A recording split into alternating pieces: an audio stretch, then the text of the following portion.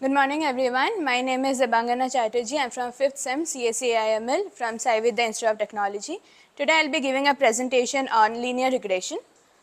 Regression basically comes under supervised learning. It predicts the next number based on the continuous input which you are giving. For example, weather forecast or stock market analysis, etc. Now you know what is regression. Coming to linear regression. So linear regression is one of the most simplest form of regression. Linear regression will establish or will compute the relationship between a dependent variable and an independent variable. So basically a straight line equation we are considering, which is y equal to mx plus c, where y is the dependent variable, x is the independent variable, and m is the slope and c is the y-intercept.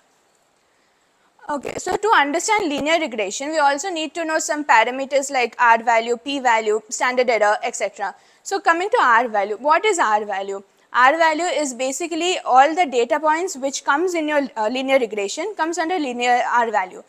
P value is nothing but the measurement of how wrong we can be. So for example, if your P value is larger, it is very evident that whatever relationship you have taken between the dependent and independent variable is not significant, is wrong. Or so always your P value should be small enough so that your model will be accurate.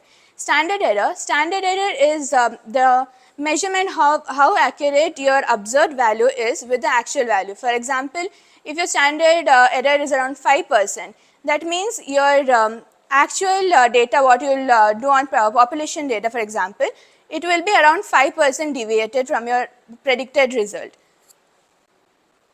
So let us look into some of the scenarios of linear regression. For example, scenario 1, where assume you are a teacher and you have to predict the exam scores of the student based on the number of hours they are studying. So by seeing at the scenario, it's very clear what should be our target vector and feature vector. Our feature vector is the number of hours, that is we already know, and we have to predict the exam scores, that should be our dependent variable in the y-axis.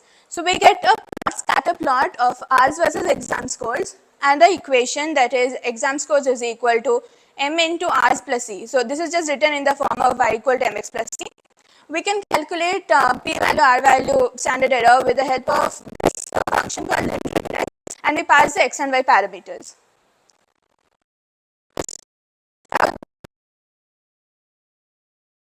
Data for each exam scores and hours, and I got the following plot.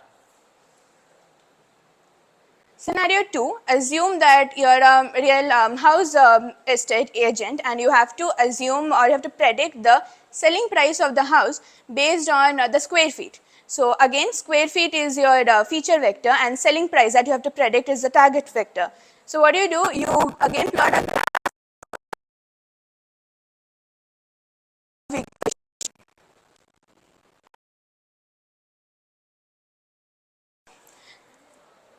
So yeah, linear regression is, again, as I said in the beginning, it is very simple in the simplest form of regression.